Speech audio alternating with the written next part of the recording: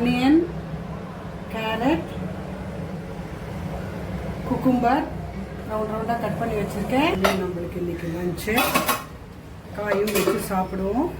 மண் சட்டியில் சிக்கன் கறி பண்ண போகிறேங்க.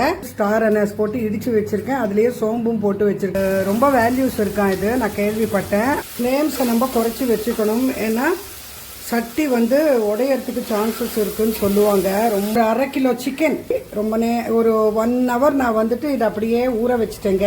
கிரேவியில் இது நல்லா வதங்கட்டும். திறந்து பார்க்கலாம். 20 minutes ஆச்சுங்க வேகிறதுக்கு. இதை அரைச்சி வச்சுருக்கேன், அதை இதில் ஊற்றிடுறேன். அப்படிங்கிறதுனால இன்னும் கூட கொஞ்சம் அந்த சூடு அப்படியே இருக்கும் இல்லையா, கொதிச்சுட்டே இருக்கும். அது இன்னும் கூட திக்காயிடும். இந்த மாதிரி லெக் அண்ட் தொடையாக சேர்ந்தா போல் இந்த மாதிரி பீசஸ் மசாலாஸ் மொத்தத்தையும் அதில் போட்டுடலாம். இதில் வந்துட்டுங்க ஒரு நவஜீனியான ஒரு அடுப்பு இருக்குங்க. எடுத்துட்டு இப்படி கவுத்து வச்சுட்டோன்னு வச்சுக்கோங்க, அடுத்த பக்கத்துக்கு திருப்பி போட்டு அப்படியே தந்தூரி தாங்க. இதெல்லாம் நல்லா ட்ரை ஆகி நல்லா ஒட்டி வர்ற வரைக்கும் நம்ம இதை சாப்பிட்றதுக்கு ஒரு 15 minutesக்கு முன்னாடி நீங்கள் ஆரம்பித்து பண்ணிக்கலாம். இது சீக்கிரமாக ஆகிடும். சிக்கன் கிரேவி பார்த்தீங்களா, மண் சட்டியில் இறுகி வந்துருச்சு. நான் அந்த தந்தூரி. வணக்கங்க. இன்றைக்கி நம்ம வீட்டில் சட்டியில் மண் சட்டியில் சிக்கன் கறி பண்ண போகிறேங்க. இப்போது சட்டியை வச்சுருக்கேன், ஸ்டவ் ஆன் பண்ணியிருக்கேன். சட்டி சூடாகட்டும்.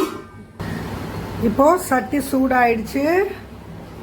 கொஞ்சம் ஒரு 3 ஸ்பூன், பெரிய ஸ்பூன் அளவுக்கு எண்ணெய் விட்டுருக்கேன். இதில் நான் ஒரு ஸ்பூன் சோம்பு, இவ்வளோ பட்டை, 3 ஏலக்காய், 5 கிராம்பு, ஒரு பூ ஸ்டார் அனஸ் போட்டு இடித்து வச்சுருக்கேன். அதுலேயே சோம்பும் போட்டு வச்சுருக்கேன். சோம்பு இடிக்கலை. அதை இப்போ இந்த ஆயிலில் போட்டுற போகிறேன். அதோட ஒரு பிரியாணி இலையும் கட் பண்ணி போட்டுடுறேன்.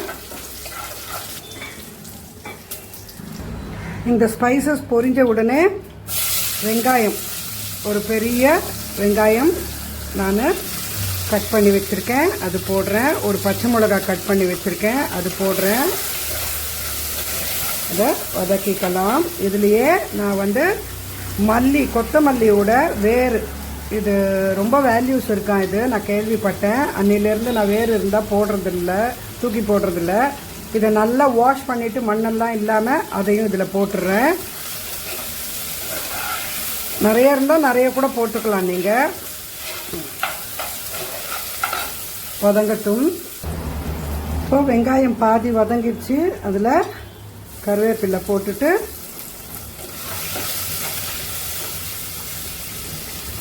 ஒரு 2 மீடியம் சைஸ் தக்காளி கட் பண்ணியிருக்கேன், அதையும் போட்டுடுறேன்.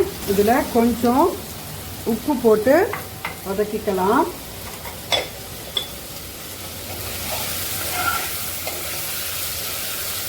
இது வதங்குற வரைக்கும் மூடி வச்சிடலாம்.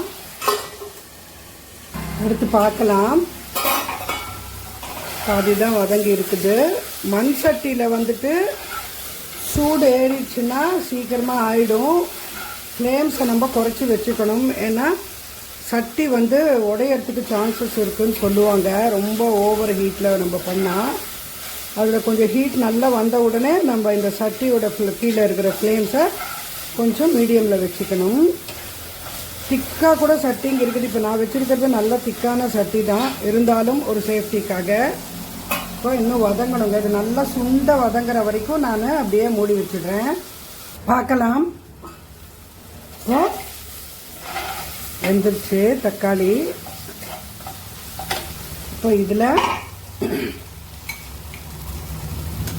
இஞ்சி பூண்டு, 1 ஸ்பூன் பூண்டு பேஸ்ட்டு, ஒரு 2 ஸ்பூனு இஞ்சி பேஸ்ட்டு போட்டுட்டு வதக்கிக்கலாம்.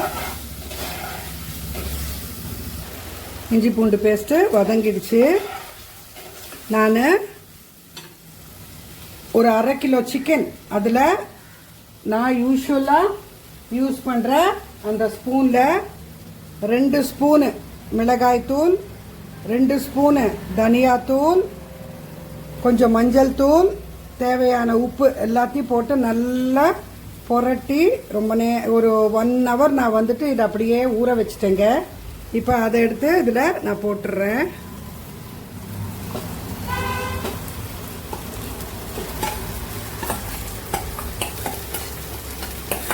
இப்படி சிக்கனை கொஞ்ச நேரம் ஊற வச்சா அதுக்கு நல்ல உப்பு காரம்லாம் நல்லா சேர்ந்துக்கும். இதில் நான் தயிரெல்லாம் போடலை.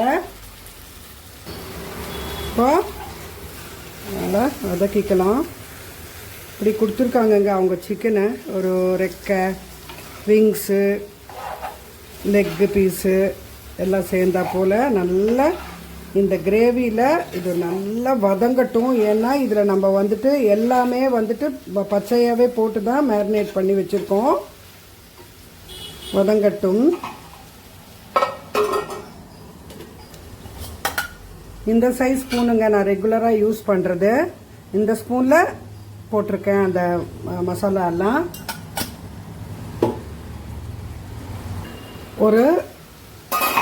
நான் வந்து ஒரு 7 minutes இதை நல்லா இந்த மசாலாஸில் மிக்ஸ் பண்ணி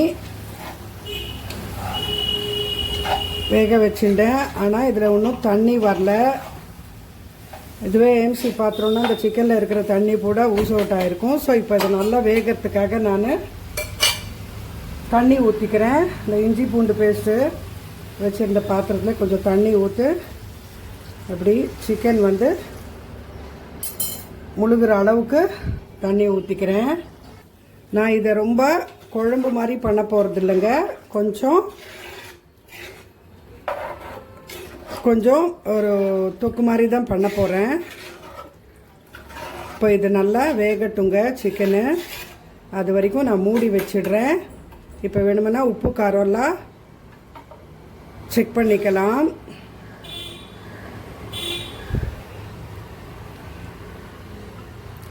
கரெக்டாக இருக்குது நான் போட்டது. நல்லா வெந்து சிக்கன் நல்லா வெந்த அப்புறமா உங்களுக்கு காட்டுறேங்க. அது வரைக்கும் நான் மூடி வச்சிடுறேன் பாத்திரத்தை. இன்பிட்வீன் கொஞ்சம் திறந்து பார்த்துட்டு ஃப்ளேம்ஸ் கொஞ்சம் ஸ்லிம் பண்ணிக்கிறதோ இல்லை ஏற்றிக்கிறதோ நம்ம அது பார்த்துக்கணும். இப்போ கொதிச்சு வருது. மூடி வச்சிடுறேன். இப்போ திறந்து பார்க்கலாம். கிட்டத்தட்ட ஒரு 20 minutes ஆச்சுங்க வேகிறதுக்கு. ஒரு இதுவே ஏஎம்சி பாத்திரம்னா 3 நிமிஷம் தாங்க. நார்மல் கடாயில் நம்ம போட்டு பண்ணியிருந்தா கூட செக்விக் போடாமல் ஒரு 3-4 minutesல வெந்துடும். இப்போ இது வெந்திருக்கு. சுடுது. இப்போ வெந்துருச்சு. இதில் ஒரு 1/4 மூடி தேங்காய், ஒரு பெரிய ஸ்பூனு அளவுக்கு கசகசா அரைச்சி வச்சுருக்கேன். அதை இதில் ஊற்றிடுறேன்.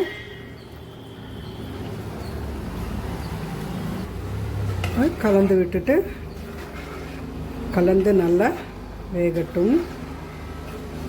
இது நல்லா இறுகி வர்றச்ச நான் காட்டுறேன். இப்போ கொத்தமல்லி, கொஞ்சம் புதினா, ஒரு 4 இலை அப்படி கட் பண்ணிவிட்டு இதில் தூவிடுறேன்.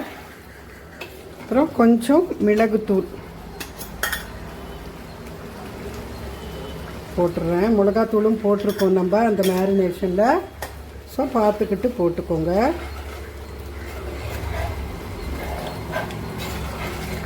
நல்லா இதை கலந்து விட்டுட்டு கொஞ்சம் கொதிச்சப்புறமா நம்ம இதை ஆஃப் பண்ணிடலாம். இப்போ இது பாருங்கள், இந்த அளவுக்கு கிரேவி இருக்குது. போதும். ரொம்ப தண்ணியாக இல்லை, ரொம்ப கெட்டியாக இல்லை. இது இன்னும் கூட இந்த மண் சட்டிங்கிறதுனால இன்னும் கூட கொஞ்சம் அந்த சூடு அப்படியே இருக்கும் இல்லையா, கொதிச்சுட்டே இருக்கும். அது இன்னும் கூட திக்காயிடும். இப்போ அடுத்து சிக்கன் தொடையும் லெக்கும் சேர்ந்தா போல் இந்த மாதிரி பீசஸ் ஒரு 3 வாங்கினேன். நல்லா வாஷ் பண்ணிவிட்டு அதில் தயிர், 2 ஸ்பூன் மிளகாய் தூள், 1 ஸ்பூன் தனியாத்தூள், கொஞ்சம் மஞ்சள் தூள், தேவையான உப்பு, கரம் மசாலா 1 ஸ்பூனு, சீரகத்தூள் ஒரு ஸ்பூனு, மிளகுத்தூள் 1 ஸ்பூனு எல்லாம் போட்டு நல்லா தேவையான உப்பையும் போட்டு நல்லா மேரினேட் பண்ணி வச்சுட்டேன். இது ஒரு 2 ஹவர்ஸ் நான் அப்படியே வச்சுருந்தேன். இப்போ இதை நான் ஃப்ரை பண்ண போகிறேன். ஒரு பேன், இது ஹாட் பேனுன்னு சொல்லுவாங்க. இந்த மாதிரி நல்லா ஏதாவது ட்ரையாக பண்ணிக்கிறதுக்கு இதில் கொஞ்சம் எண்ணெய் விடுறேன். நிறைய எண்ணெய் விட வேண்டிய அவசியம் இல்லை. நான் உங்களுக்கு எண்ணெய் ஊற்றியே தான் பண்ணி காட்டுறேன். எண்ணெயே விடாமல் கூட பண்ணிக்கலாம். நான் அது ஒரு நாளைக்கு காட்டுறேங்க. இப்போ இது நல்லா எண்ணெய் சூடாகட்டும். எண்ணெய் இப்போ சூடாயிடுச்சு. இதில் நம்ம அந்த மேரினேட் பண்ண அந்த சிக்கனு எடுத்து போட்டுக்கலாம்.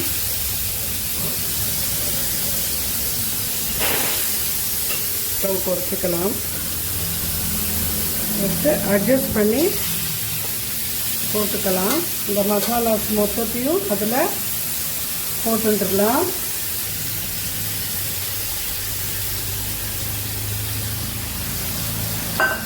மொத்த மசாலாவும் இப்படி போட்டுண்டாச்சு. ஃப்ளேம்ஸு ஹையில் தான் இருக்குது, ஹையில் வச்சுருக்கேன். கொஞ்சம் ஒரு 2 மினிட்ஸ் ஆன உடனே நான் இதை குறைச்சி வச்சுருவேங்க. 2 மினிட்ஸ் ஆச்சு. நான் இதை இப்படி திருப்பி போட்டுக்கிறேன். இதில் இவ்வளோ தாங்க ஸ்பேஸ் இருக்கும். அட்ஜஸ்ட் பண்ணி தான் நம்ம யூஸ் பண்ணிக்கணும். கிட்டத்தட்ட ஒரு 6-7 எல்லாம் ஒன்றும் போட முடியாது அட் எ டைமு. ஒரு 3 மேக்ஸிமம் போடலாம். 2 போட்டால் இன்னும் கம்ஃபர்டபுளாக இருக்கும். மூடி வச்சுட்டு கொஞ்சம் மீடியமில் ஸ்டவ் வச்சுக்கிறேன். ஏன்னா பேன் சூடு ஆயிடுச்சுன்னா சுற்றி கொஞ்சம் கருப்பாக ஆகிடும். பார்க்கலாம், அப்புறம் திறந்து பார்க்கலாம். ஒரு 2 மினிட்ஸ் கழிச்சுட்டு திறந்து பார்த்தேன். இப்போ ஃப்ளேம்ஸ் நல்லா ஹையில் வச்சுக்கலாம். இதில் வந்துட்டுங்க ஒரு நவஜீனியான ஒரு அடுப்பு இருக்குங்க. அது பேக்கிங்கெல்லாம் நீங்கள் எப்படி ஓடிஜி இந்த மைக்ரோவெல்லாம் யூஸ் பண்ணுறீங்கள, அந்த கான்செப்டுங்க அது. பட் அதில் இதை பண்ணோன்னு வச்சுக்கோங்களேன், எதுவுமே போட வேணாம், ஆயில் போட வேணாம், எதுவுமே தேவையில்லை. ஒரு பாத்திரத்தில் இதை வச்சுட்டு அது பாத்திரம் சூடான ஃபஸ்ட்டு ஒரு பாத்திரம் வச்சுட்டு அது சூடான உடனே அதில் இந்த பீசஸை வச்சுட்டு ஒரு பக்கம் வெந்த உடனே அந்த ஸ்டவ்வை எடுத்துகிட்டு இப்படி கவுத்து வச்சுட்டோன்னு வச்சுக்கோங்க. அடுத்த பக்கத்துக்கு திருப்பி போட்டு அப்படியே தந்தூரி தாங்க அது. நான் வந்துட்டு இப்போ நான் அதெல்லாம் பண்ணி காமிச்சேன். நீங்கள் வந்துட்டு ஏதோ ஏஎம்சி குக்வேருக்கு நான் ப்ரமோஷன் பண்ணுற மாதிரி நினச்சிப்பீங்க. மோரோவர் வந்துட்டு இது வந்து எல்லோரும் அஃபோர்டபுள் இல்லைங்க, காஸ்ட்லி தான் இது. பட் நானே இது வந்துட்டு ஒரு 3 இயர்ஸாக ஒரு வெசலாக வாங்கி நான் இதை வந்துட்டு இது பண்ணி வச்சுட்டு இப்போ பண்ணுறேன் நான். இப்போ இதை கொஞ்சம் இதை பாருங்களேன், இந்த மாதிரி கொஞ்சம் ஃப்ளேம்ஸ் ஜாஸ்தியாச்சுன்னா அந்த ஓரத்தில் பார்த்தீங்களா கொஞ்சம் தீர மாதிரி இருக்குது. கொஞ்சம் சூடு ஜாஸ்தி இருக்குது, இந்த பாத்திரத்துலேயே இருக்கும். இப்போ இதை நான் திருப்பி மூடி வச்சுட்டு கொஞ்சம் மீடியம் ஃப்ளேமில் வச்சுருக்கேன். மீடியமுக்கும் கொஞ்சம் குறைச்சி பார்க்கலாம், திறந்து பார்க்கலாம். நான் நிறைய வாட்டி திறந்து காட்டுறேன்னா அது ஸ்டேஜஸ் காட்டணும் இல்லையாங்க, அதனால தான். இப்போ பாருங்கள், இப்போ ஹீட் ஆகிடுச்சுன்னா இந்த மாதிரி ஆகும். அதனால தான் நான் கொஞ்சம் குறைச்சி வச்சுக்கிறது அப்பப்போ.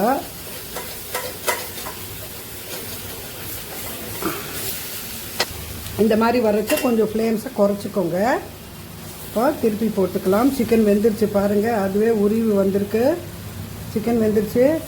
இப்போ நான் இப்போ வரைக்குமே இது வந்துட்டு ஜஸ்ட்டு ஒரு 5 மினிட்ஸ், ஒரு 5 to 6 மினிட்ஸ் தாங்க ஆச்சு.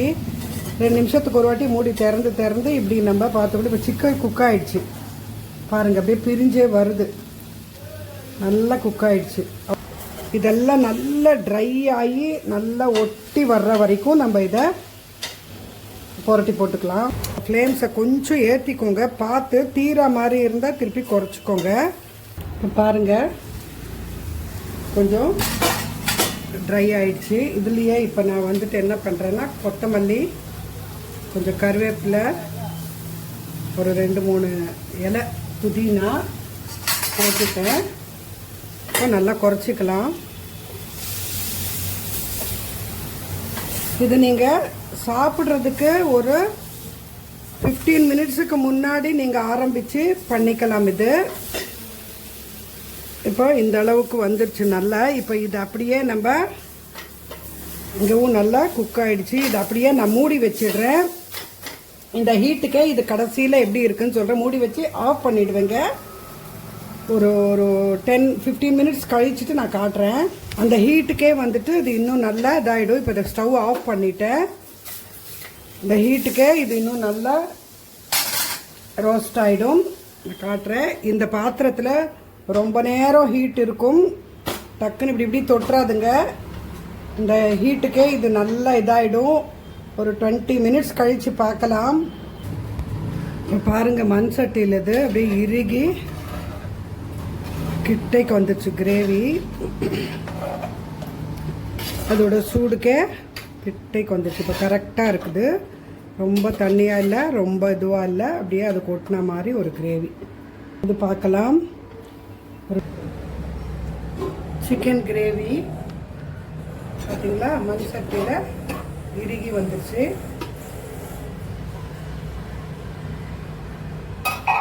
அப்புறமா நம்ம பண்ண அந்த தந்தூரி,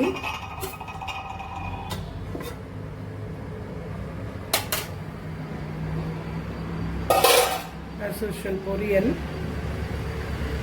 இது முள்ளங்கி பருப்பு போட்டு பொரியல், ரசம் இருக்குது. அது போகிறோம் எங்களுக்கு. இதுதாங்க.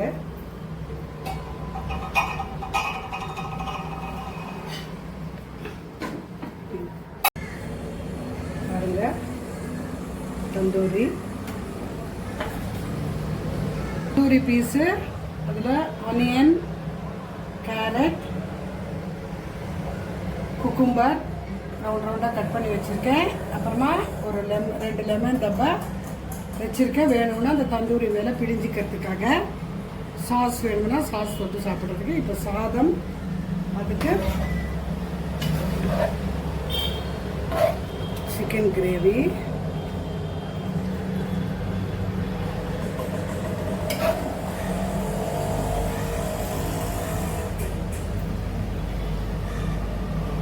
வச்சு சாப்பிடுவோம்.